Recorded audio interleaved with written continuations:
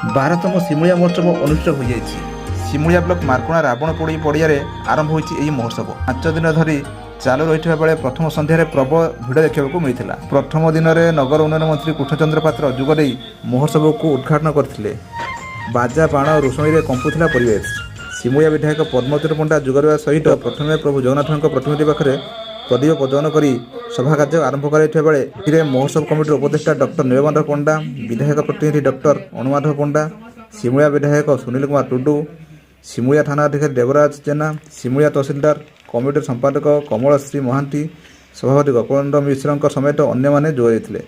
ପ୍ରଥମ ଦିନ ସନ୍ଧ୍ୟାରେ ବିଭିନ୍ନ ସ୍କୁଲ କଲେଜରୁ ଆସିଥିବା ପ୍ରତିଭାମାନଙ୍କ ଦ୍ୱାରା ସାଂସ୍କୃତିକ କାର୍ଯ୍ୟକ୍ରମ ଅନୁଷ୍ଠିତ ହୋଇଥିବା ବେଳେ ଟେଲି ଅଭିନେତ୍ରୀ ସୁମନଙ୍କ ଜଲୱା ଦେଖିବାକୁ ମିଳିଥିଲା।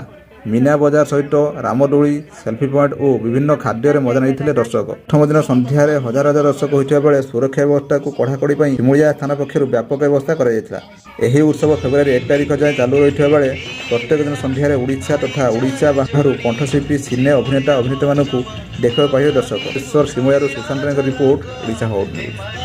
ଶିମୁଳିଆ ମହୋତ୍ସବ, ଶିମୁଳିଆ ମହୋତ୍ସବ, ଶିମୁଳିଆ ମହୋତ୍ସବ ଲୋକାଭିମୁଖ, ଆକାଶ ଝରାଏ ସ୍ମୃତିର ଝଲକ, ଏ ମାଟି ବାଣ୍ଟୁଛି